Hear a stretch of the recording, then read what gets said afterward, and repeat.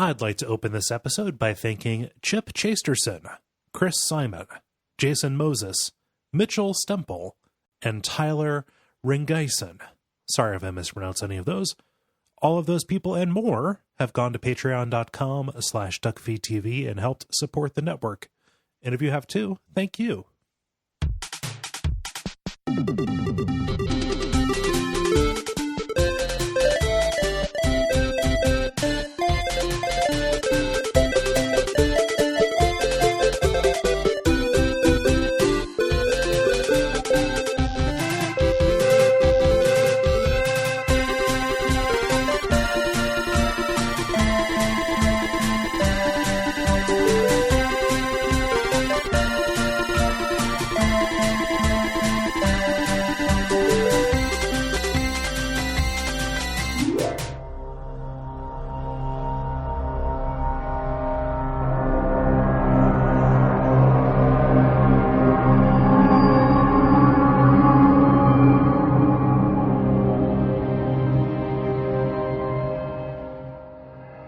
My name is Gary Butterfield. My name is Cole Ross. And you're listening to Watch Out for Fireballs. It is a Games Club podcast. Yes, and this week we are talking about the Resident Evil 2 remake, which is a survival horror game developed and published by Capcom for the PS4, Xbox One, and PC in 2019. Yeah, and this is our premium episode for the month. So if you're listening to this on the Patreon feed, you'll have the whole episode. If you're listening to this on the public feed, this episode will end after we get done with the kind of generalities before we get into the play-by-play. If you want to get the full episode and one full episode a month plus Bonfireside Chat and a bunch of Abject Sufferings and a bunch of other stuff, you can head on over to patreon.com/Duckfeed.tv. Yeah, and there's already a healthy little backlog of premium episodes that you can go grab nab. So now is a good time for that. Yep, absolutely. Yeah. So this is our first remake episode. Yeah. This is this is a remake of Resident Evil 2 from 1998. We did an episode on that back in 2013 when we were young men. And so it's interesting. It's going to be interesting to compare. If you haven't listened to that episode, I recommend it. And if you just came to Resident Evil 2 for the first time this year, I recommend checking out that episode to hear how things used to be. Yes. They are very different, but also spiritually quite similar, I would say. It is a very good remake in that it does a tremendous amount of justice to the original while still being an amazing kind of product and experience on its own. Which is Capcom's new thing. Like Yes. Capcom are now proving themselves to be kind of best in the business at that. Yeah. With this and the remake of number one, they are, and just kind of all the different ways they've reinvented Resident Evil as a thing. Like this is Capcom like absolutely killing it. Kind of in general. Yeah, it is remarkable. It is so remarkable that it's going to be really hard, I think, to talk about this on its own terms. Just kind of like talking about the way this controls without comparing, the evolution of the third person camera from 4 to 6. Right. Without talking about the original, like this game, doesn't just pull from the original Resident Evil 2. It actually like brings in a bunch of stuff from a bunch of discrete eras in RE history. Which is fine to talk about those things in relation to this because it's all part of the same DNA. Yes. So it will be hard to talk about this on its own terms, but I don't think that there's inherent virtue in talking about it on its own terms. Like it exists on its own, but it also exists in a context. Yeah. And it's the kind of thing too, where if you don't have that context, don't be scared of playing it. Like this is still like, this is my favorite game that came out this year. Yes. This is really phenomenal. And I recommend everyone play it, even if you are not a big Resident Evil fan. And especially I think that you should play this. This is kind of a high level observation, but if you're our Resident Evil fan who cannot get into the old ones, out of the new stuff they've done, this has the most flavor from the old ones while still feeling like a perfectly tuned kind of modern game. That you will get a lot of that appeal, I think, from the classic. Like this is actually an awesome inroad into the classic Resident Evil games. Like playing the remake of 1 after this actually makes a lot of sense to me. There will be some ease of use stuff you'll miss. Yeah. But a lot of the things that are appealing about this are classic classic Resident Evil. Yeah. So like, that'll make it easier. It'll make the transition, I think, to, the fixed camera angles. Not so much the tank controls, because like if you're playing a modern version of the remaster, you're going to have the 2D controls anyway. So it's going to be a little bit more like a standard action game. Yeah. I would absolutely recommend this as like the first Resident Evil game somebody plays. Yeah. It's not so, I mean, this or 4. 4 is still really good, and 4 you can get into very easily because it's a third person over the shoulder shooter. But this or 4, 7 is such an outlier with the series and is a great game in its own right. Yeah. But this is exceedingly Resident Evil. Yes. The story largely remains the same. This is still the story of Leon Kennedy and Claire Redfield, who are two young people and their companions who came to Raccoon City during the outbreak of the T-virus during the events of the first game. And you can either, rescue the companions or the young people. Some people are in the camp where they like young people. Some people are in the camp when they like companions. And some people like both. And some people like neither. Yeah. So you get to choose. It's like squares and rectangles. Yes. All companions are young people. Not all young people are companions. Yeah. And I don't even know how to top that. I actually don't know what you're doing with the companion versus young person matrix. I think that it is a Mr. Show bit. Okay. All right. So I think so. Sorry. But I'm pretty tired. Yeah. You're creating some kind of like audio Punnett square. Yeah. I'm activating many. Yeah. When I record, I aim to activate some. But yeah, this broadly follows the arc, though. You start out in the police station, or you start out on the streets and head into the police station and ultimately learn a little bit about what was going on with a particular researcher, a particular pair of researchers at Umbrella, and all of the unethical stuff that was going on that kind of led to all of this. So this is a third-person shooter kind of game, third-person over-the-shoulder perspective, similar to RE4 through 6, although it is more akin to 6 because things are really fast and fluid and responsive. Aiming is very important, and you don't need to stand still to shoot, but you're gonna wanna. And when we say aiming, specifically, you have a target reticule in this game, and one of the things it does is that Titans, which generally just suggest accuracy in video games, this actually increases damage as well. Yes. So it's still got a little bit of, if you go way back to the Resident Evil 4 episode we did this, one of the things that I love about that game is it feels like the first slow action game to me. Where it's like still an action game, there's still danger, it's still very tense, but you're taking time to like line up your shots. Yes. Contrasting it with something like Bayonetta or something, which is an extremely fast action game. Yeah. Where it's more about twitch reflexes. This has an element of that kind of strategy. And this is a nice splitting the difference of that. Like it's faster than RE4, but you still want to take your time. Yes. They actually even, this is a free roaming camera. That kind of follows you behind your shoulder. They considered doing a fixed camera mode. Fixed camera means like you have these cinematic and angles on the action like old Resident Evil games. And they also considered doing it first person, which is what RE7 is. Yeah. But ultimately landed on this, which is to the game's benefit. Yes. Quite a bit. Like a first person version of this, I think would feel goofy. Yeah. Yeah. With the zombies and stuff, like there's something to be said about just having that handful of like goofy fungus enemies in 7, and then having the bosses that get right up in your face. Like 7 feels like a movie that was shot for 3D, right? Yeah, or like one of those, like a movie shot from the first person perspective. Oh yeah, like a weird, shitty experimental 2013 Dawn of the Dead, George Romero movie. Yeah, but like the best possible version of it. Yeah, like a grindhouse.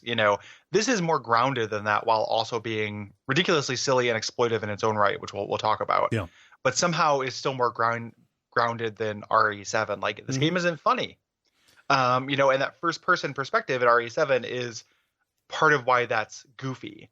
Like, having the dad get up in your face with his like shitty teeth and kind of scream at you gives these moments of kind of insane inanity. Like real intense inanity. In RE2 remake, like you are meant to be scared during it, even when things are objectively goofy. Yes. Yeah. So, additionally, like just from a pure mechanics point of view, the fact that you are going to be fighting a lot of very persistent enemies, a lot of enemies at a time, your sense of your place in the world around you, like a sense of peripheral vision is going to be really important, right? Like you want to be able to escape and know if something's coming at you from the side, because they are generally going to. Well, there's also a lot of the levels are designed around kind of limiting that too. Yeah. Like the fact that there are so many corridors, like you almost always are just dealing that can happen, but generally they kind of prevent it. You just need to be aware when it does. Yeah. Yeah. I was thinking about having a third person camera would be a really weird superpower. Yeah. Like if I could see from the third person behind me, like that, what a minor superpower, like be able to see around corners, be able to see things around me. Like it is like a real ridiculous avatar strength that we don't give a lot of credit to. Yeah. It's almost like a representation of superhuman situational awareness. Yeah. Like a spider sense. Yeah. But other than like, they usually just use that to dodge in the video games. This is more about just knowledge. Yes. So neat. Also having the third person perspective gives you a really good view of these environments. Oh yeah. This is a beautiful game, which we'll talk about. Like I love the actual, in terms of like direction. Yes. And stuff. Like it's not, a graphical powerhouse, but I love the way that these sets are designed. Yes. And such. So this is a horror action game. Very, very much. And it feels very cinematic. Like the combat is very similar to Resident Evil's kind of promise of just the cinematic action monster movies. We talked about that way when we did RE2, like around the same time I played Silent Hill 1. Yeah. As that, and the difference between, I think, those two franchises is that, like, while Silent Hill is more thematically rich and everything, like Resident Evil games are fun in your hands. Yep. Like it's fun to fight stuff in Resident Evil games. It's never fun to fight stuff in Silent Hill games, like ever. Yeah. And this is a really great execution of that. Yes. Yeah. So we're fighting zombies again. After Seven's dalliance with fungus-based enemies, we're back in Raccoon City. This is the T-virus. We've got zombies, and there are, handful of other monsters, but primarily, this is a real return to form. And the way that these zombies act in an encounter is super notable because they are very, very durable, especially on the top two difficulty tiers, right? There's this key moment of play that they even talk about in this developer roundtable that was put out here recently, where, you fired your last couple of bullets into a zombie as it's closing in on you, and you kind of hold your breath to see if its final motion is going to be to collapse right in front of you or lunge and grab your throat. Right. A lot, sometimes these encounters, when you are low on resources, come down to that. Will it finally die at the very last moment? Yep. And, very, very intense, very, very kind of compelling moments. Like this game does a great job of mixing the kind of fear of environments and cinematic fear with the player avatar danger fear, which is what horror games do. Yes. In a general sense, like that's the good thing that they can do. Yeah. And these zombies get up again too. Like, you don't have the old RE trick of seeing if they bleed, right? There's no like perfectly circular pool of blood that, emanates from beneath them. No, sometimes they're just going to get back up on you. You can test it, but it's always going to cost resources. Yes. If you fire a bullet into a zombie and it doesn't react, like it is dead, but that's a bullet. Yeah. Goodbye bullet. It's been nice. I hope you find your paradise. Yeah. So it's going to cost resources to have that surety. The tension in this game and kind of the 101 lesson that you get into it when you start like taking the game on its own terms is that though those resources are exceedingly important, and you don't need to be doing that, and you don't need to be making sure zombies are down. Right. This is a game that has an action avatar, but is essentially still a resource management. Like it is still very much a Resident Evil game where it is about checking the number of resources you have and pitting that against the challenges between you and your next cache of resources. Yeah. And, running is a good idea a lot of the times, understanding this, it's part of understanding the space to know which zombies are going to be worth killing, And that's where this actually becomes exceedingly weird as a remake, because if you know the broad strokes, like this changes a lot of the things that you're going to be doing in the order of operations. So the same places that might be safe in the police station in the original version are not safe here. However, you do have a good idea of like, this is a hallway I'll be going through multiple times. Yes. if you played the original version. Mm-hmm. So there is this sense of intense difference between somebody who's coming at this new versus somebody who's coming at it with the context. Mm-hmm. You'll have a totally different experience just from having that foreknowledge. Yes. And like the original remake, they do fake outs, right? Mm-hmm. You know, if you're coming in expecting an iconic scene to be there, you're like, okay, well, it's not going to be there in the context that you remember it in. Like they pull that, but then they hit it with you later when you think everything's going to be different, right? Mm-hmm. Yeah. And that kind of 201 level to this. So you eventually learn like, hey, resources are extremely valuable. I need to save those. I don't have to kill everything. Then you realize, actually, I'm going to be swimming in resources if I don't do that. Yes. And that is this very, very satisfying moment of kind of like understanding and awakening of this game. Mm-hmm. When you know what you have to kill, what you have to disable, and where everything is. And that is this feeling of empowerment that feels very earned in a way that just like numbers going up. Like if you just got experience for killing every zombie and just leveled up every 10 zombies, it wouldn't feel the same. Right. As just kind of like, oh, I've been managing my shit really, really well. And I'm going into this last boss with 25 acid rounds. Yeah, okay. What a king's bounty of acid round. The acid lord. The lords of acid do not have as many acid rounds as I do. No. Mere vassals of acid. Yeah. The peasants of acid is what they are to me. That is a really, really great feeling of player empowerment. Yes. And what we're talking about with dodging enemies, that is aided by the enemy animation being really, really good. Like, well, good, but super fucking tricky. Yeah. Like I find dodging enemies in this really, really hard. Oh. There's no dodge button like RE3. Mm-hmm. There is, the lunges that the zombies will do. They can kind of go from 0 to 60. Yeah, they close distance really quick. Yeah. So what I ended up finding, I mean, this is getting into the actual play, but instead of just dodging enemies straight up, I found ways to stun them, kind of splitting the difference, like using some resources. The zombie will still be alive, but that's fine. Yeah. I just need to pop it in the head once so it's reeling, and then during that very brief window, sprint past. Yeah, kneecap them is another thing you can do. Yeah. For me, like I invested time early on in kind of understanding what their reach kind of radius was. And so like trying to like, just like, you would do this in the originals too, like understanding how you can bait them into a move they can't, that they're committed to in order to get around them. Yeah. And that ends up being incredibly valuable in the Force Survivor and Ghost Survivors modes as well. Yeah. Which I did not engage with. I do not like the Ghost Survivors of this. We'll talk about those DLCs and stuff like that. Mm-hmm. I can understand why those would be fun, but I do not like starting over. Yeah. Halfway through those, I was just like, fuck this. There's vending machines. This is dumb. Yeah. Yeah. So something that is returning from the RE1 remake is emergency items. So, you're picking up kind of the secondary weapons, knives, grenades, flash grenades, and you can use them just like regular, right? You have them just equipped on a different button. However, if a zombie bites you from the front, you get a little QTE to decide, okay, do I want to take the bite or do I want to shove this grenade into the zombie's mouth? So and lose the resource. Yes. A grenade is, it's kind of interesting. So a grenade is actually huge, right? Like you can clear out a crowd, you can do a lot of damage to a boss. If you stick it in a zombie's mouth, it's still in the mouth. Yeah. So if you headshot that zombie, it will blow up, and that can be very satisfying. Yeah. Otherwise, though, you just lose it. Yes. You have a knife as well, which you can retrieve, but knives, this is a choice that took me a long time to get okay with. Like when I first started playing this, I was like, that's a real fucking interesting choice, and I hate it. But your knife will fall apart. It has limited durability.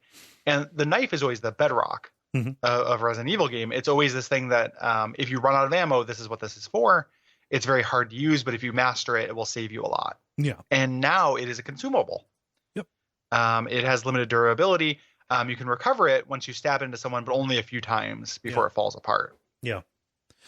Yeah. So it is something to get used to. Like it makes sense, in a real world perspective. I don't care how good your knife is. If you bought it from InfoWars or whatever, there are only so many sternums it can go through.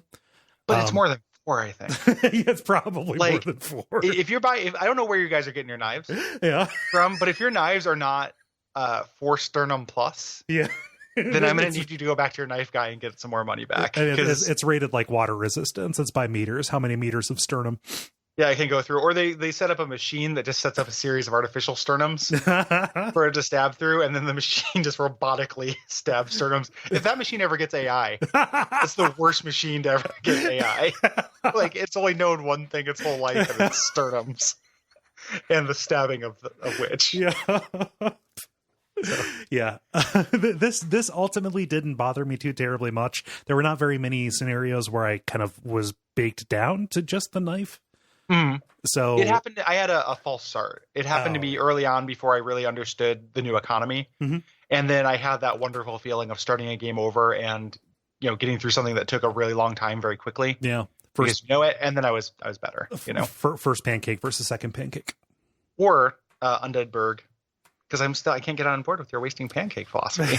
It's not a philosophy. It's just what is it, a hobby? Like, what is it then? Hey, listen. Somebody has to deal with this batter surplus, okay?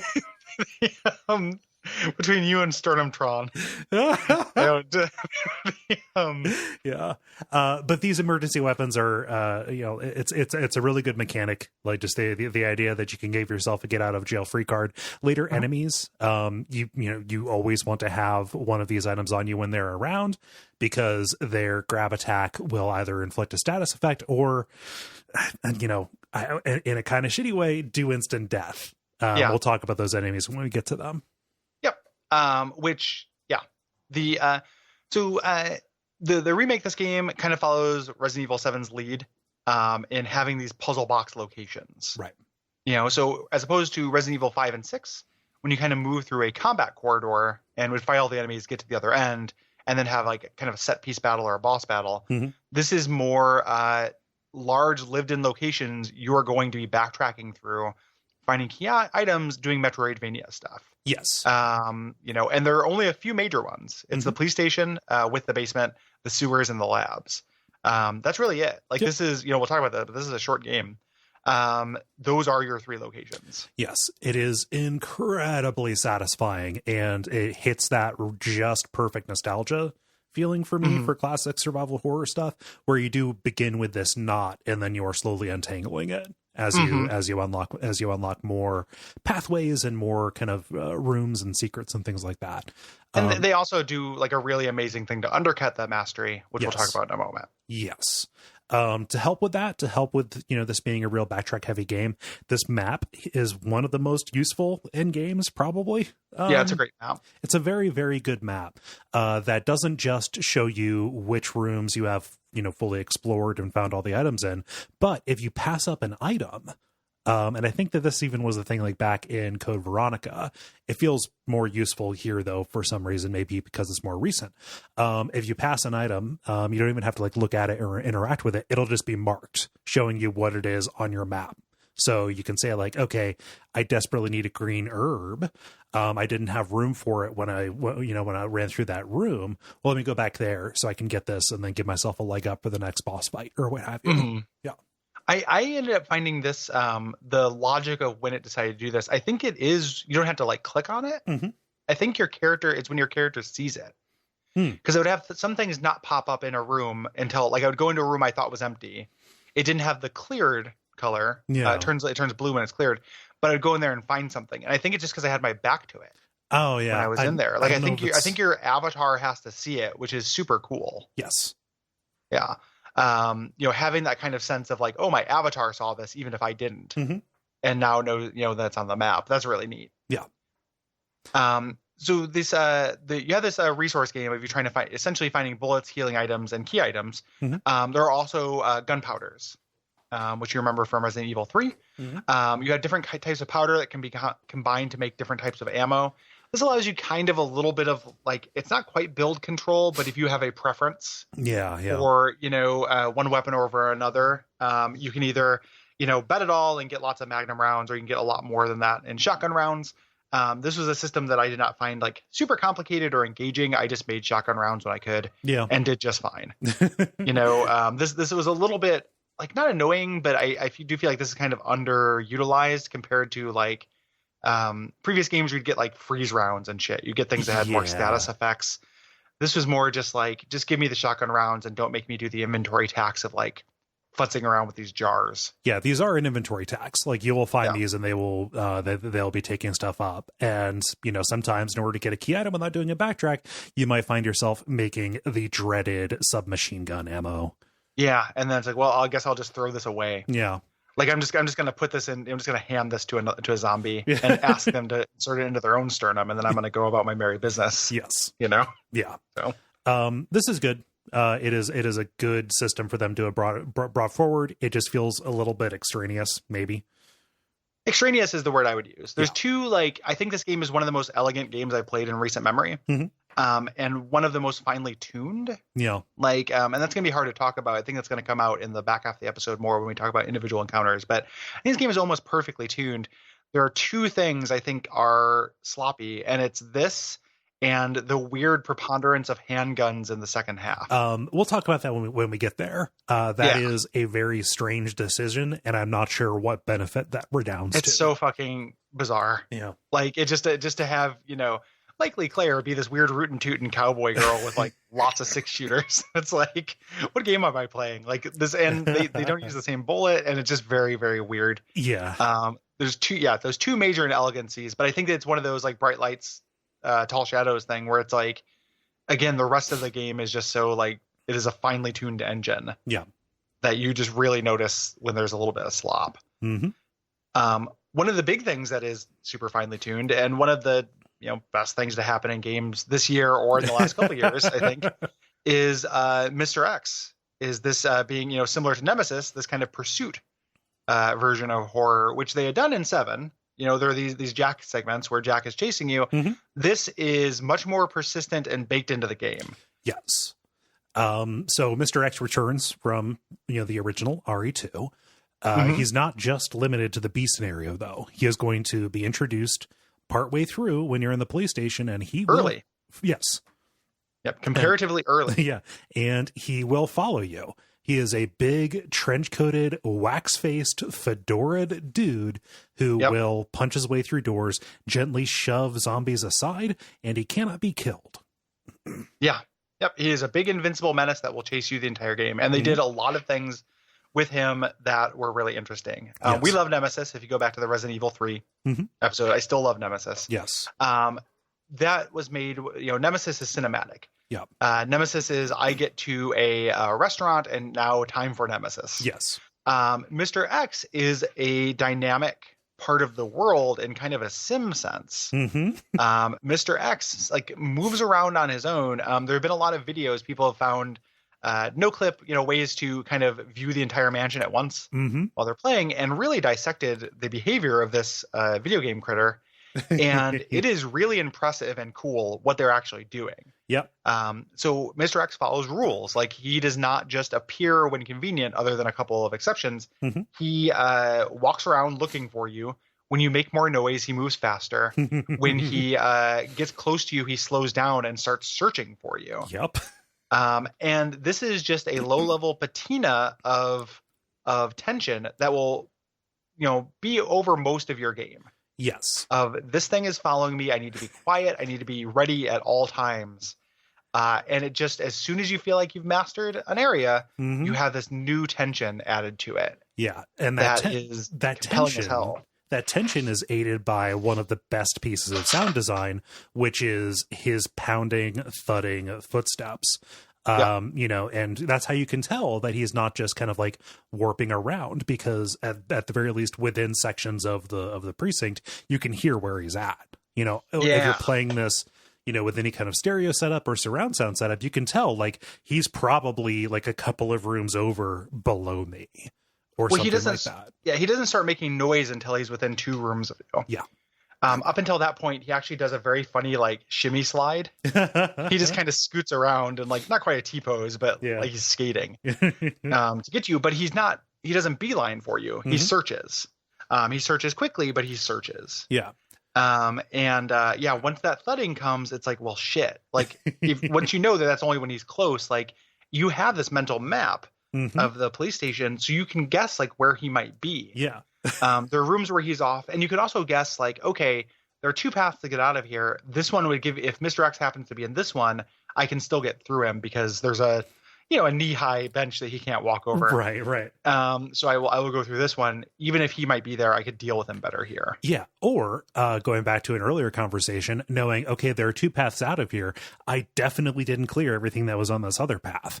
So like, there may be just a zombie who gets me, and that's not that big of a deal, but Mr. X will come in and crush my head like a grape.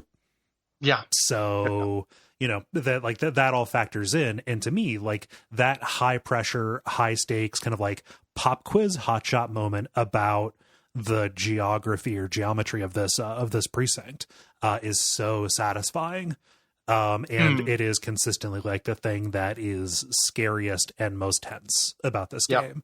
That even though like a lot of things in video games that present as being exceedingly scary and tense, once you know how to deal with them, their bark is worse than their bite. Yeah. Like Mr. X will punch you. Like that sucks. It hurts when he punches you. But you have a lot of tools of stunning him if you want to. Yep. You can shoot him in the face. A flash grenade will do it. If you can get him into any wide open area, you can dodge him. He moves really slow. Yeah. His windups are very slow. He is more intimidating than anything. Yeah. And just operating under that intimidation, knowing that you're not under any real threat unless you really fuck up, is a great place to be. Yeah. And it makes you scoot, and it rides a little bit of a knife's edge, like, oh shit, I just want to get this thing done, but here's Mr. X, and now I've got to run around for a while. Like those moments happen, especially if you're on to what kind of shit he's on. But there's also, those kind of close, tight moments, where it's like, almost, just barely, and then he comes. Yep. It's really good. And the reason I was looking at it and the interviews and stuff where they're like, I was like, why does this guy wear this dumbass hat? And the reason is that he's meant to fit into real, like they were agents meant to fit in the real world. Yeah. Like you're supposed to just like look down a crowded street, see Mr. X and not think anything of it. Even though he's 8 feet tall. Yeah. There's one 8 foot tall guy hanging out here in the rain. There's an 8 foot tall detective.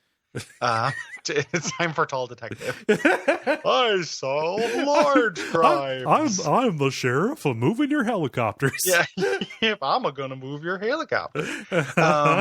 So the hat is very funny. You can shoot the hat off. Too. Yes, and the hat is part of. I mean, just to get into RE lore, the hat is part of his power limiter because he is a tyrant, and tyrants mutate out of control if they are not kind of contained. The shooting the hat off makes him pissed, and he gets more powerful and such. And that is the later RE lore. Just know that you don't need to know that stuff. Yeah. So just it's good. It's good that Cole knows it. We'll mention it when it comes up, but don't feel like you need to know that. Yes. Yeah. So. But Mr. X is good. His presence is missed in the second half of the game, I think. Mm-hmm.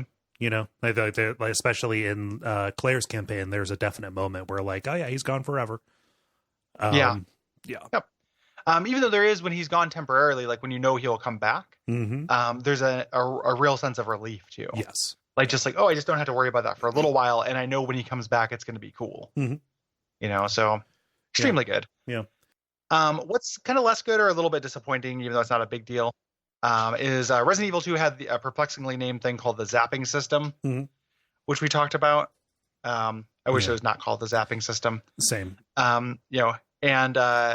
This is a thing where your first run would impact your second run. You had an A game and a B game, and if you picked up ammo in the A game, it maybe wouldn't be there for the B game, etc. So you have this kind of like extra layer of resource control where you're also controlling for your future self. That's no longer the case. There is an A and B run, and there is different content in each. Like it's still worth playing both, but they do not interact very much. They don't interface with each other at all, really. Right. In the original, there was a conceit that both of these were happening, roughly concurrently, and there were lots of places where that didn't make sense. But the idea that if I picked up something here, it wouldn't be available for the other person later. All of that is gone. It would be impossible for these two campaigns or for these two journeys to be happening at the same time because they cover so much of the same ground. Leon and Claire followed the same path with kind of one major detour into their own side stories midway through the game, and those stories kind of relate to the other survivors that they find along the way. This is much their companions. Yes, is the word you're looking for. They have different companions. These young people. Yes. This is much more the B side of this. The B game feels like a B side. Yeah. Just kind of like slightly alternate version. Yeah. Of the game. When we talked about earlier, this plays into the game being so short.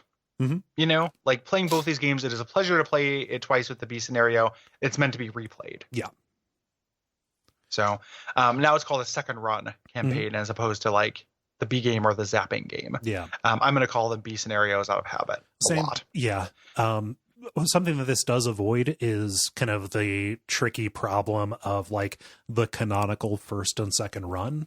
So like Leon A, Claire B doesn't make an awful lot of sense in the overall scheme of the series, whereas Claire A, Leon B like has everybody hitting the notes that make sense for their characters.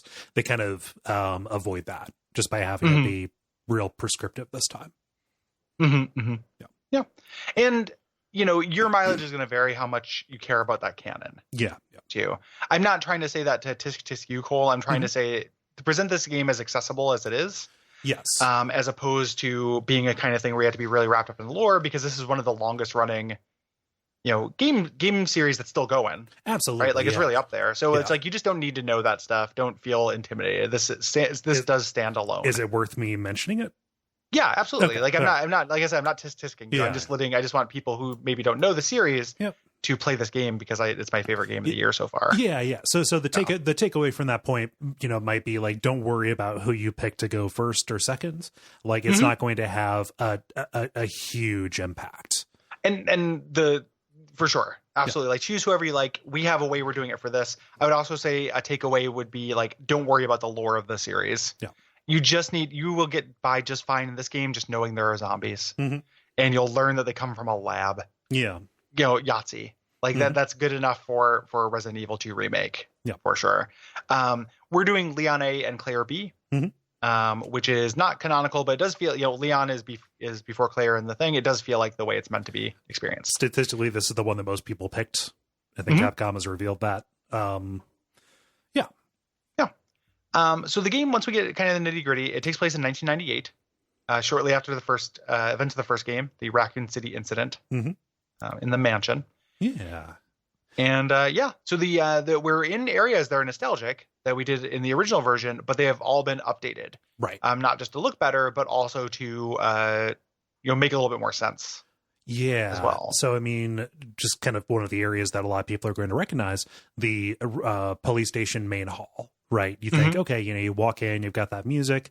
It's kind of laid out in this really weird kind of stately way that doesn't make an awful lot of sense. However, if you go back and play the original, that hall is really big and really empty. Yeah. Here, there's like nothing there. Yeah. And that stands true for actually all of those old games, specifically 1 and 2. Most of all, I recently went and streamed the RE Director's Cut, and there are areas that are just like big square hallways that have nothing in them.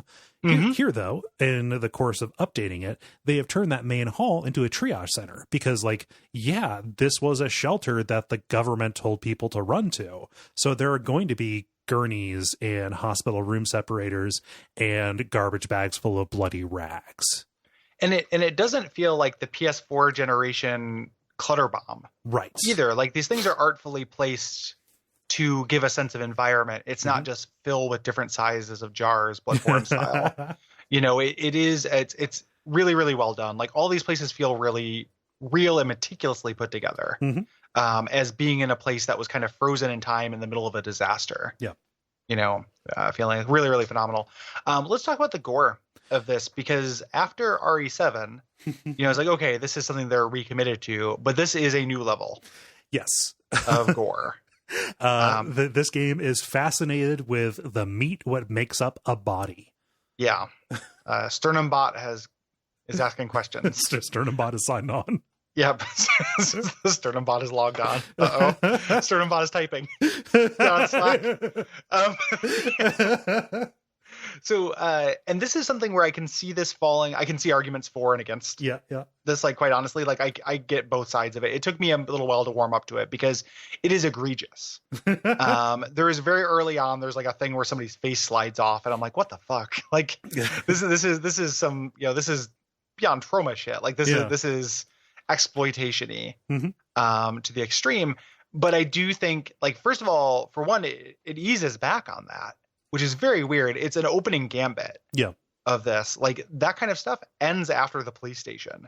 Like, the humans being torn apart stuff, it's mostly about monsters then, and then it's just special effects, right? Yeah. The actual body horror, like, I'm looking at a human whose face is not where it's supposed to be, eases off. It is a shock thing. It is supposed to mirror your character's feeling of being thrown into the situation and feeling like, oh, this is real. Yeah. Just, from tip to toe, this entire situation is all about bodies doing things they shouldn't do. Yes. Yeah. Yeah. Yeah. I'm into it. It never really bothered me, and that isn't a weird flex or anything. I just saw this, and for me, like, the body horror angle and the gore, I don't know how you could make a game that concerns itself with G. Birkin that didn't lean on this really, really heavily. Yeah. Because that's what but they did with this, the first version of this. Like, you see, body horror, but not even by 1998 standards was it this gruesome. Right. It was more just like monsters. It wasn't so much humans. Yeah. Dealing with this stuff. So they definitely leaned into it more than they ever have with a Birkin story. Yeah. I thought it was the right way to go. Yeah. It's interesting. Like, I ended up coming around on it. If the entire game was constantly shoving this in my face, I think I would have gotten fatigued by it. Oh, absolutely. And would have ceased to have any impact. But it is something that goes away, which I thought was really interesting. Then they replace it. Like, I think on the grand scheme of thing, what's going on in them their sewers is much more upsetting to me than the guy whose face is in the wrong place. Yeah, it's grosser. It's just a different kind of gross, Yeah. I mean, not grosser, but it's a different kind of gross for sure. Yeah. So all the characters are here. And kind of along with that general modernizing, they've been rewritten to have more emotion and more motivation. Characters who are real one-off jokes, like, they actually have scenes with impact and good performances. Like, generally, the acting in this is fantastic, which isn't to say it's not melodramatic. Like, they fall into some tired-ass tropes. However, it's really effective in the moment, and they sell it quite well. Yep. And as opposed to, for a series that's known for kind of sub B-movie level voice acting, I think this is one of the games that was a victim of the voice actors strike. Yes. It definitely was. So they brought in some scabs. Yeah, they did use non-union actors. Which just for the record, sucks. Yes. Like, it wasn't enough for me to boycott the game, obviously, but I do think it sucks. Yeah, I made a note of that even later. So don't worry. So yeah, it's a bummer. But just while we're praising the performances, just know that they are not our union brothers. they did good, but also they're scabs. So. Yeah, fucking scabs. Yeah. The body horror never stops with these scabs. So there are a lot more people around. They have that emotion. And the way they talk, so the other kind of shock and awe part of this is that your character is constantly going to be saying, fuck. Yep. He's just like, fuck this shit. Things like that. It's that moment where Garrett walks out and is like, this is beautiful shit. When he looks out at the fountains, it's like that, but for most of the game for me. Like, I would be swearing in this situation too. But it never ceased to, like, like, every time it happened to me. Yeah. Again, this was another choice that I liked, especially like down to those small moments, the other side of this, which is your characters are talking to themselves or kind of like just expressing frustration at the zombies who refuse to die. Like, the other side of that is the moments where Leon's like, all right, you can do this. You got this. Just the amount of like self-talk that's going on. It feels real to me. It starts feeling less real when they do it over and over again and saying the same lines. I mean, I'm sure that I say "for fuck's sake" probably more often than a lot of folks, and that might belie realism, but that's what you got. You're not very realistic, Cole. No, I'm relatable. Some Grant Morrison-ass thing to tell somebody. You are not realistic. This is something, again, I think I'm a little bit more mixed on the gore on this than you are. Like, I still get it, but I also think, like, it just made me laugh, and I don't know if that was the intent. Yeah. Like every single time it happened, I chuckled, and it's like I'm supposed to be scared now, not chuckling. Yeah. It doesn't feel like the same kind of funny like Jack does in RE7. Yeah. This does not feel like a game that is purposely straddling the comedy horror line like that game does. The characters that we have, so Claire and Leon, our main characters, are very young. Yeah. They're based on on models, the two actors that they used, and they look like it. These are very weirdly attractive humans. And here's a pro tip. Don't go on YouTube and search Resident Evil 2 because it's entirely like naked Claire mods. Jesus Christ, really? It is everywhere. Like everyone is just doing like, what if we made Claire super sexy and or naked? And what if we made Mr. X really, really sexy? And that was the joke, was he was chasing her like Pepe Le Pew. And it's like the third result. Like if you just put in Resident Evil 2 remake, like before you get to like a lot of reviews, before you get to speed runs, before you get to anything, you were getting this horny bullshit. Fucking yuck, from people, man. I don't know why I acted surprised. Who want to monster fuck Claire, and it's gross. Yeah, stop that. I mean, stop that, folks. Yeah. Like she's got enough on her mind right now without you horny fucking gamers. Yeah. Front rubbing. Like she's had a rough day, dude. Front rubbing. Leave her alone. Yeah. No, that sucks. I do like how young they are, because like in the original, in that art style, they were ageless anime porcelain dolls. Like even Sherry was, just kind of like a half scale adult. Yeah, they're all Renpy assets. Yes. They were all just what if anime character that well the bio says that they're 18, but we have no idea actually. Yeah. No, but they appear as young as they are, and it makes a little bit of sense because these are origin stories. Like we see a young, naive, idealistic Leon who looks like somebody who is just out of college. Have you seen a 22-year-old recently? Yeah, they're exceedingly young. Yeah, it's weird. It makes a lot of sense that they're young because they are inexperienced and this is their first exposure. This is the guy who's going to go on to be where's everyone going? Bingo. So your right hand comes off. Yeah. The only good cop in fiction. So when you start the game, you get difficulty selections, and these are interesting because you're kind of choosing between like an easy mode, a hard mode, and a everything mode. Yeah. In the game, it is there's an assist mode, which does like aim assist. Enemies do less damage, you get more ammo. Yeah. Hardcore mode makes enemies tougher. You get fewer bullets, and you also have ink ribbons to save. Yeah. But most interesting is standard mode, which has the variable difficulty from RE4. And that variable difficulty, like difficulty is in the zeitgeist right now, is a discussion in games. And the way it's like, guys, Capcom figured it out though. Yeah. Like, Look you at guys them. remember Look at Resident Evil 4? Like, we don't have to have this discussion. Just make the game smart enough to like make itself a perfect challenge on its own. Yeah. So this is actually great. I love a variable difficulty. I love a dynamic difficulty in a game. Yeah. Because it adjusts to you and yields to you without making you feel bad about it. Yeah. Yep. There's no shame in it. You're not choosing an option you don't like. It's just like, we're going to make the game balanced. And they're really smart about it. Like, I don't think this game is easy. No. I just played through on standard. I didn't play through on hardcore. Because I think I'm too old for ink ribbons, unless I'm like specifically playing an old game. Like, and right. I don't want to manage that really. Yeah. For fun. But the game was very well balanced the entire time, where I felt resources were scarce. I was in danger. I needed to think to solve my problems. Yes. The entire time on standard difficulty. Like if I replayed it a bunch of times, I'm sure I would get to hardcore or standard would start to feel easy. But for a first playthrough, I'm not familiar with everything. Standard was perfect. Yes. Like really, really, when I talk about how well tuned this game is, that's one of the things I'm talking about. Like the difficulty is exceedingly well done. Yeah. It always rises to meet you and pushes you just the right amount. Just a little bit. Yeah. Like you've just got the right resistance. Yeah, it's great. It's wonderful. Something that hardcore mode, so it doesn't just have ink ribbons, it also gets rid of checkpoints.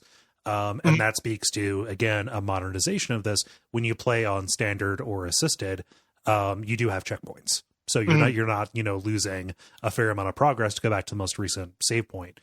They are fairly generous with putting you back shortly before you failed, so you can approach in a different way. Especially during scenes where instant death. Yes. is a thing, during some set piece encounters. And this is, I can imagine people complaining about this, or like, really? Like, is this is really a problem if you're going to go fight a boss that kills you in one hit that you maybe don't know what to do? You're mad that you don't have to start over. This checkpointing thing is a purely good construct as well, I think. Yeah, I don't think there's a good argument against it. Yeah, and I've seen people online make arguments about it, but it's not. I don't think they're good arguments. I mean, would I be interested in like a more modular difficulty where I could keep the standard, responsive or adaptive difficulty, but add in the increments? I think that would be more interesting to me than doing the, kind of hate fuck. You get 2 bullets and you'll like it kind of mode. Yeah. I think that I don't think there's an argument against that option, but there's also not an argument against like just standard being checkpoints, right? Yeah. Yeah. Having in this difficulty debate, like, I'm glad that, again, largely because of Celeste, a game that I don't love, but I love that they did this, just granular. Yeah. Like, keep it granular. Yeah. Like, let me control all the options. I bought the game. Let me fuck with it. Yeah. And also, like, put up front, like, the number of different ways difficulty can manifest. Like, just let me understand, it is not, difficulty is not a monolith, Yep. Yeah. Love this shit. Yeah. So as we mentioned, there are these kind of bonus modes, similar to the original version. Yeah. Yeah. There's a very difficult thing called the Fourth Survivor mode, where you play as a character named Hunk, calling Jeremy Greer. Not because I think Jeremy Greer is a hunk, but because of Supernatural. Right. Jeremy Greer is fine. Yeah. In terms of handsomeness. Jeremy Greer is fine. He's not fine. Yeah, he's not. Yeah, he's Jeremy, maybe you decide. Yeah. If you're listening to this, you think Jeremy Greer is a hunk. It just feels weird for me to decide. Yes. It's not up to you. It's not up to you. He's a coworker. Yeah. I can get sued. So you get to play as Hunk, who is this umbrella kind of stormtrooper guy, trying to get a G-Virus sample from the sewers to a helipad. Yep. You have a limited inventory. Yep. And that's this is like a challenge, like not quite a speedrun mode, but you are going to want to do it fast. Yeah. Can you get through this with very limited inventory? Right. Mode. It's fun to try. Like, I definitely gave up on trying to like master it, I got up like partway through the precinct and I was like, oh, I've gotten what I want out of this. Yeah. Yeah. If you succeed, you can play as Tofu again. That is amazing that they brought that forward and also made it more complicated. So in the original, they just kind of had a test asset that was a big white kind of rectangle cube kind of guy, looked like a hunk of tofu. And as he got hurt, it turned to red and then he would die. Here, it is a big, greasy looking hunk of tofu that as zombies attack, it gets little bites taken out of it. It gets more eaten. Yes. Yeah. Pretty amazing. Not why I play these games, these little challenge modes, but I like that it exists. I like watching people do tofu challenge runs. Speaking of challenge runs, they also released a free DLC called the Ghost Survivors, where you play these alternate stories of people who died in the game. This is as if they survived. There are 3 of them. They unlock a 4th. I was massively disappointed in these. I thought this was going to be story content. Same. And it's not. It's essentially Fourth Survivor. It's just another little challenge run mini game. Yeah, with different starting points, ending points. It adds in, like certain enemies that you have to kill to get keys, like enemies with Jansports on. You are the Jansport hunter. You have backpacks like someone might collect ears in a war, Yeah. The thing that I think is interesting about those is they do add, like, each of these campaigns has a special type of monster in it. Yeah. Feels very on loan from the Left 4 Dead collection, actually. Yeah. Like the Left 4 Dead special infected from, not the, spitters and stuff, but the special common infected from Left 4 Dead 2. I hope those enemies, if they do a proper DLC, I hope those enemies show up, because the enemies themselves are interesting. I just don't think playing a different avatar, going through a level I already know, with fewer resources is that interesting. Yeah. So this is DLC for people who love Fourth Survivor, who love mercenary mode kind of stuff. And mercenary, I liked mercenary mode so much more. Same. Like the RE4 like bonus mode, like could have been its own game. Like I loved that mode. Yeah, it was. They did do a mercenaries game for the 3DS. That's true. Everyone hated that though, right? Yeah, it wasn't good. Yeah, but they did it. It was bad, but they did it. Yeah, I loved that in RE4. I was disappointed, and I even liked the RE3 one. The Code Veronica one was really good too. I never played that one, but These can be good. I just don't like these short challenge sprints. Yeah. You know, the ones that have a score element or a time attack element, or where you do certain things to add extra time to your clock. I like those. Yeah. The ones where they're a sprint, I like less. Yeah. So in addition to that DLC, there are also like plenty of options you can choose, including fun alternate outfits. I like these because they do harken back to old shit. You know, they're callbacks. So like Claire can dress up as Elsa Walker from the abandoned RE 1.5 kind of prototype. The original character. That's fun. Yeah. For sure. You can also flip on the old music and sound effects. And if you're not doing this, you're a cop. Like if you don't play with the old background music, like if you don't walk into the police station and it's not the Resident Evil 2 police station, I don't know what's wrong with you. Like, why would you listen to these new Hans Zimmer swells when you can listen to Resident Evil 2 music? Yeah. From 1998. Like, it is so much objectively better. And I do not understand anyone who doesn't just turn on. I kept like trying to give the new music a chance and turning it back off with disgust. Yeah. Like there's really only one track that specifically calls back that has like a little motif. It's a Leon and Ada motif that is cool and good, but other than that, it is Hans Zimmer swell kind of stuff. The old music is so good. Setting. Like, it's always forget awesome about Resident Evil soundtracks. It's really, really good. That first getting into the police station music is just like chef fingers as hell. I like the old character models in principle, but playing with them is super awkward because their faces don't animate. Oh well. Yep, just goofiness. Did you watch those Resident Evil 2 roundtables? I did not. Okay, they're neat. I pulled out. I watched that, so I'll bring up stuff that comes out. But yeah, it's the team eating and having drinks together, talking about the development. And like part 3, like Kamiya comes back, the director of the original, to talk about the original and kind of offer his thoughts on the remake. And it's like the two of them kind of just asking each other, like, honestly, like, what did you think about this?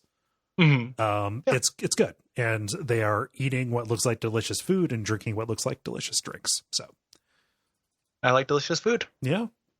I'll have to look up those videos since I keep putting delicious food into YouTube and I keep on getting young sexy Claire. Yeah, no matter what, it's like Mr. X chasing young sexy Claire like a Benny Hill villain, aka Benny Hill, the villain of the Benny Hill series. So this is they originally had this idea to do this remake in 2002 because the first remake did well, reviewed well. Like that didn't sell real well. We talked about how that kind of necessitated RE4 coming out, but since it was critically well received, they're like, okay, well, maybe we'll do that for 2. Yeah. But they did not.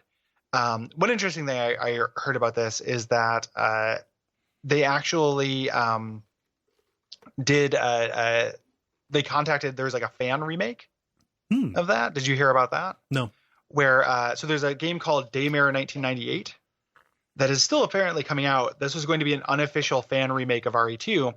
Capcom contacted them and gave them a cease and desist. They started changing the game not to be Resident Evil 2, but some of the people who worked on Daymare 1998 joined up to help with this game. Oh, huh. So yeah, it still says it's going to be available in Q2 2019. I'm sorry, I misread something. Some of the people who worked on this game are helping with that game. Oh, okay. Not right. Like Capcom didn't poach people. They actually, some people who worked on this are working on this game called Daymare 1998. Yeah. Which is a spiritual successor of like the 1998 version of Resident Evil 2. Awesome. I had no idea this existed. This looks great. Yeah, it looks awesome. Yeah. Like I'm super excited about it. Yeah, Q2 2019. I'm glad that was not canceled. I'm glad that usually the cease and desist kind of things end up in a real shitty way. Yeah. Yeah. Yep. Super, super glad about that. So when they eventually, they were going to make this in 2002, they obviously didn't. When they did start working on this in earnest, the goal was to kind of evoke the original game while making the game modern. Yeah. So evoke that nostalgia, evoke that memory. Yeah. But be modern. And very smartly, I think. They announced this in 2015. It was just kind of like a logo reveal at an E3 or something like that. Saying like, hey, we're working on this. This was even before, this was well before RE7 came out. I think we just barely kind of knew that RE7 was a thing at that point. And then, so after they did that logo reveal, there was nothing else. Nothing else until E3 of 2018, where they showed a completed trailer and a gameplay demo. and it landed like I about to say it landed like a bomb, which sounds like a bad thing. It blew up. I was just tremendously excited about this. I don't know that I saw anybody who really poo-pooed it greatly. There was certain a certain amount of cautious optimism. My cautious optimism turned into regular optimism after they did RE7 so well. Mm-hmm. And then eventually became super optimism. Yeah. This was something like I don't get hype for a lot of things, but I was really looking forward to this. Yeah, for sure. And I love it when I look forward to something and it's not a disappointment. Yeah. Like hype is a poison, and you should divest yourself of it because it's a good way to be disappointed. And there's infinite good games out there. Mm-hmm. Stop getting hype for things. But when you actually do take that risk and it pays off, I guess I didn't get very much from being, from being hyped for it. I just had a good time with the game. Right. Yeah. So, yeah. So before they released this, I forgot to make a note about it, but it is worth noting the way they handled the demo for this. Did you? Oh, this demo is neat. Yeah. Did you play the demo? I didn't. I don't do demos. I don't do trailers anymore. Yeah. I just don't do it. Like if I know I'm going to play something, I just want to go into it blind when it comes out and I can actually relax with it. Like, I think this trailer is an awesome idea. So. Yeah. No, so what they did for people who are listening in the future or who were not aware, about 2 weeks before the game came out, they put out what was called the one-shot demo, which is, the beginning of the game. It's modified. It's not the regular thing. You start out in the police station, but you're playing as Leon and you have 30 minutes to play the game. Like they just put you out there with it. Once that 30 minutes is over, guess what? The demo's gone. Like you can't fire it up again. Maybe you can delete it. Maybe there is some kind of flag, but it's like, you got 30 minutes to see this. And then, you're going to come back when the actual game comes out and see the rest of it. Yep. It's a way more clever way of doing, instead of doing like a gameplay preview. Yeah. Because those always get released to press where it's like, here's us playing the first hour and a half of this game. Mm-hmm. Like letting you play the first half hour and only do it once. Yeah. Is extremely cool. It prevents people from like exploiting it and finding weird back doors. Yeah. And stuff like that. And it just has a lot of flavor. Yeah. To it, which I like quite a bit. It was good. I streamed my first go of it, and I was smile ear to ear the entire time. Yep. It's really good. So this game was critically acclaimed. Mm-hmm. Like people loved it. Like I said, this is my favorite game of the year. Yep. It has this Metacritic score that's really high. They said that Capcom has said Resident Evil 3 remake would be a possibility if people spoke out for it, and people are. Yeah. I want to see that. I want to see this take on Mr. X where you can fight him, where it's not just pursuit. Uh-huh. Like, give me this limited amount of ammo and make me have to really use my environment to take down an enemy for a very high risk, high reward. Mm-hmm. Get me into some of those environments too. Like, get me into the streets. Give me way into the city and stuff. Yeah. One of the minor, bummers of this is you don't spend as much time in the city. Like the city sections are very short. Mm-hmm. They're never big in Resident Evil 2, but they're even shorter now. It feels like. Yeah. The city looks so good in this that like I would like to play in the city. Yeah. Give me Mikhail. What kind of accent that guy gonna have? Good. I mean, probably. Yeah, hopefully. Well, it depends if they get those juicy scabs or they get those union voice actors who can't do shit. That's not true, actually. Union voice actors are good. All voice acting is fine. Yes. It is all good. Yeah. But yeah, I would love a Resident Evil 3 remake. And then I was like, fuck it, just keep this train going. Yeah, give me I would love give to me see a good version of Code Veronica. Yeah, a good version of Code Veronica. Get out of here. Yeah. That would be astounding. Those gooey enemies, those Stretch Armstrong enemies, like the Bandersnatches, Bandersnatches, but good. Yeah. That would be awesome. Like, so yeah, keep this train running. Like Capcom can kind of just keep me running in place with this series for the rest of my life. Yeah, if they want to. That's fine. I will always look forward to a Resident Evil game now that they're like absolutely unequivocally back, baby. Mm-hmm. Yeah. There's a sweet moment in one of those roundtables where they describe like, oh yeah, like a bunch of us just straight up cried when the Metacritic posted. They were talking about like, oh, I thought it'd be like an 80 or something. They talked about like, I guess it was a real scarring event for them when RE7 got like an 86 or something. Metacritic is bad. But it is very sweet that like, oh yeah, people like this game that we took some risks on. And just developers are people too. Yeah, for sure. Metacritic is bad. Like no argument there. It's also silly to cry when your game gets an 86 on Metacritic a little bit too, or like have this be this like huge scarring moment. Like the relationship between an artist and like their quantifiable quality score of art. I also overstated it. They were just like, when talking about the expectation, they said, yeah, for this, I wouldn't be surprised if it got like an 86 or something like RE7 did. I overstated it by saying it was scarring. The crying was them saying like, oh yeah, like this thing we worked on for 3 years, people absolutely love it. Yeah. Which is good, good for them. Yeah. They deserve it. Yeah. That's a great game. This is the end of the generalities. If you're listening to this on the public feed, if you want to hear the rest of the episode, this is something that we have for patrons. Mm-hmm. Go to patreon.com/Duckfeed.tv. If you're listening on your Patreon feed, buckle up for the second half of the Resident Evil 2 remake episode experience coming in your ears now. I'm not putting a reverb on there. I'm trying to figure out a way to make that a little bit more spicy, those transitions. Yeah. Like, do you think that might get more people to sign up if there's like a now? No, I think so. I think there is. Yeah. Or like maybe early on the episode, we'd be like, the back half of the Resident Evil 2 remake Watch Out for Fireballs experience is coming soon. Eventually. In this episode, one of the hosts dies. Their hair. Okay, let's just get into it. Fuck it.